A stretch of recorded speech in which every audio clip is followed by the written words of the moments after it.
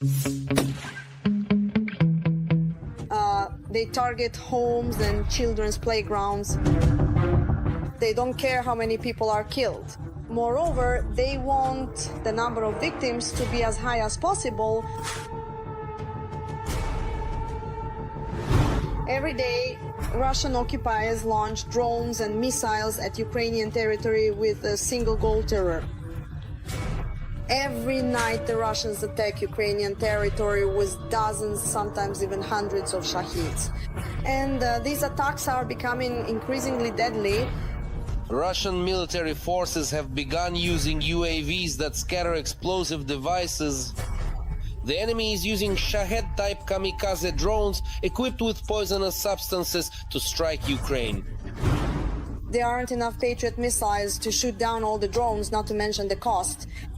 That's why Ukrainians needed an air defense system that was both high quality and affordable, and even better if it was domestically produced.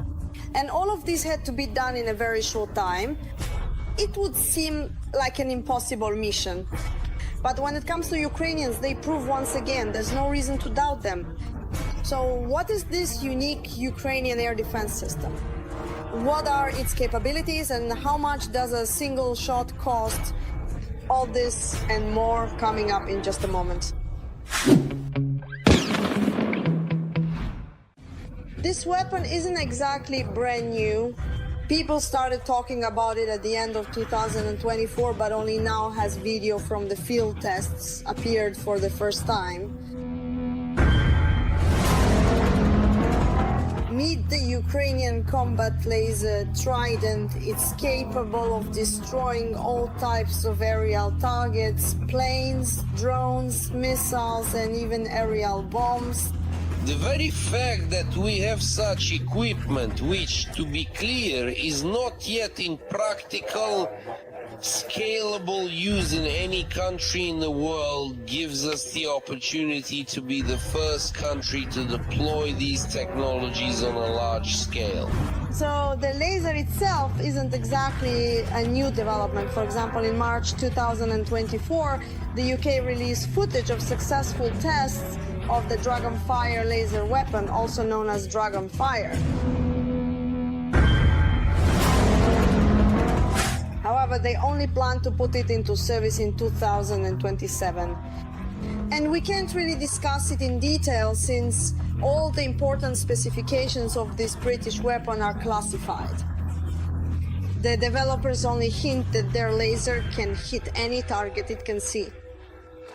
It sounds promising, but lasers have a number of issues, and no one understands this better than the Americans.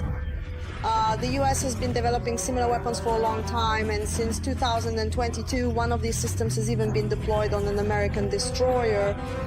According to the plans, it is supposed to destroy small boats and drones, as well as blind optical sensors on enemy aircraft and ships. However, the media reports that the US is not using it, at least not during operations against the Yemeni Houthis in the Red Sea. And the problem is simple, but by no means trivial. The system is complex, and servicing or repairing it on a destroyer is far from easy. As a result, this advanced weapon sits idle.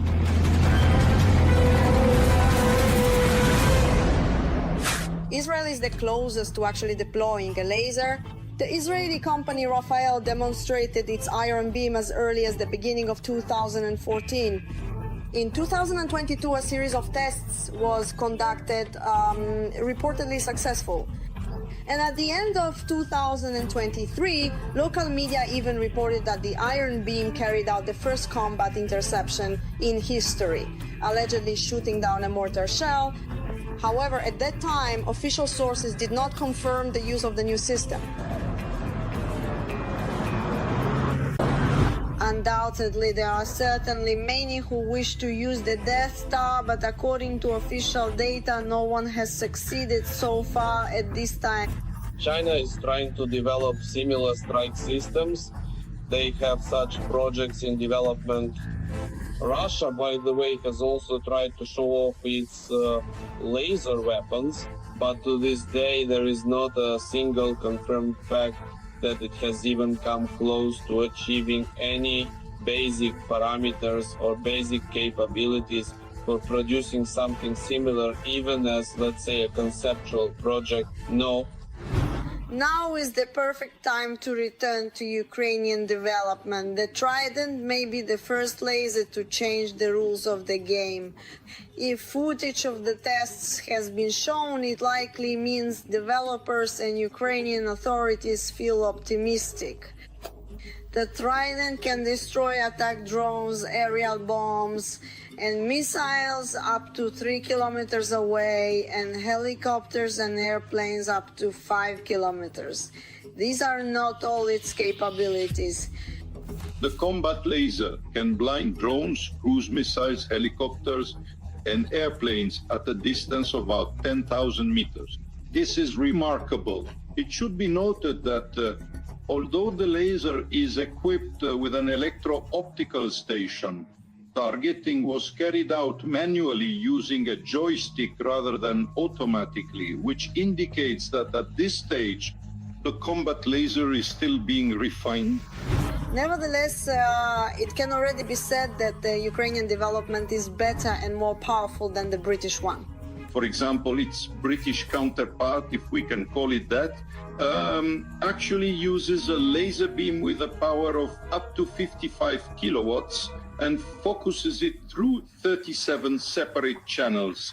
So these technical specifications suggest that the British laser can engage targets at a distance of about 1 kilometer. Accordingly, if the Ukrainian development can engage targets at a distance of up to 2 kilometers, then apparently we can say that the tactical and technical characteristics of the Ukrainian know-how, I'm not afraid to use that word, a laser beam with a power of about 100 kilowatts. But the most appealing thing about laser weapons is the price. For example, the developers claim that using the British laser for 10 seconds costs about the same as running a regular electric heater for an hour. In terms of numbers, on average, one shot costs 10 pounds or less than 500 hryvnias. Let's say the Ukrainian system is twice as powerful, which means it's twice as expensive. So a shot would cost up to 1,000 hryvnias. That's honestly just pennies, especially considering that a single interceptor missile for air defense systems costs several $1 million. What do you think about the new Ukrainian weapon, and do you think it can change the course of the war? Share your thoughts in the comments, and don't forget to like this video and be sure to subscribe to our channel. There's a lot of interesting content here. This is an entirely new division in the Ukrainian army. In just a few months of operation, they forced the Russians to abandon their tactics of attacking Ukraine and additionally secured the skies over our territory. Mobile fire groups, which have already proven their effectiveness, now operate not only on land, but also on water. Around the clock, river patrols protect the sky from missiles and drones, and the shores from enemy sabotage and reconnaissance groups. How do they operate? What are they armed with? And what targets are they capable of destroying? This is what we'll discuss today in Arsenal. Previously, their main task was to operate at sea and guard border territories. However, the war dictated a new rule. Since the full-scale invasion by the Russians, hundreds of military threats have loomed specifically over the river waters. The response was the formation of river mobile groups. The main victory of the river patrols today can be considered the inability of the Russians to launch drones over the waters of our rivers. The tactic of the Russians to launch drones over riverbeds in the middle of the night, which was yielding results earlier in the year, is no longer used at all today. Previously, they prioritized and directed their efforts along the Dnipro river bed, and not just the Dnipro, but now they are trying to find loopholes through land corridors. Our presence on the Dnipro river specifically blocks this access along it, and I think, as experience shows, that the work is quite effective. The work has undoubtedly proven to be so effective that many Defense Force units have received similar boats this year, significantly reducing the number of strikes on peaceful cities in Ukraine. During the latest enemy drone raids, mobile fire groups shot down 57% of the total number in the northern direction. Mobile fire groups carry out missions both on water and on land. These are warriors from the ranks of naval forces, territorial defense, the National Guard, and the State Border Service of Ukraine. In essence, there is nothing new in the use of patrol boats, but integrating them into the air defense system, that was done for the first time. The crews receive information from ground radars, while also having their own target detection systems. My task is simply to observe the situation visually through the 360-degree electronic surveillance and reconnaissance system. In other words, like the eyes of this boat. Also, sitting here, on combat readiness number 1, I can open fire. And there is plenty to fire from. Depending on the type of boat, it has different models of armament. But to generalize, the vessels are equipped with anti-aircraft guns, heavy machine guns, and small arms. Very convenient. I have a joystick here. Everything is controlled very precisely. The gun, and there's also a 30mm grenade launcher here, and a regular machine gun, a Kalashnikov 7.62. Even if not this weapon, there are small arms. So, everything is very well equipped. Moreover, the equipment allows for effective operation both day and night. This system includes night vision devices and a thermal imager. Having visual control of the target through the devices, and at night additionally illuminating the firing direction with tracer ammunition, the operator selects the most suitable weapon from all available and opens fire. You can fire from 2 combat modules simultaneously or alternately and target aerial, maritime, or coastal objectives. Separately in manual mode, the other crew members also conduct fire. There is a belt. The belt is loaded into the feed mechanism, but we are in the middle of the city. The chamber is loaded, the lid is closed, we pull the bolt, a cartridge is loaded into the chamber, and we can open fire. We open fire here. Here we have the option to fire, both single shots and bursts. Firing from different weapons of a single naval vessel, and often some crews together in a coordinated manner, is called crossfire. As a rule, this scheme yields the best results. Well, you see, its bottom is painted in a deep dark black color so that it is not easily visible. They think that if it's black, it won't be seen. In reality, they are mistaken. Some of the drones have become faster than they were, but that doesn't help them either. Most targets are shot down even before reaching the city. At the same time, no one knows when the air raid siren will sound. Therefore, mobile river groups are on combat readiness around the clock. There's a lot of work. The part that concerns the drones, well, that's every air raid alert. It should not be forgotten that the task of river patrols is significantly more complex than that of their ground counterparts. After all, while destroying essentially identical targets, some are on solid ground, but shy, while others are firing while rocking on the waves. The issue of shooting down aerial targets by mobile fire groups is not simple, especially when the servicemen are using large caliber machine guns. It's actually very difficult, because a missile moves at a speed of approximately 900 kilometers per hour, a cruise missile, Shahed about 150. It's also very difficult to shoot down a Shahed specifically with large caliber weapons or anti-aircraft guns. However, shooting at drones and missiles is far from the only duty of river mobile groups. The tasks can be absolutely diverse depending on the region in which the crew operates. From enemy saboteurs, preventing the landing of sabotage and reconnaissance groups on the shore. There have also been multiple evacuations and landings of our forces on the shore, and they have participated as well as air defense. This particular boat shot down a Mohajer 6. The drone began to fall with a parachute.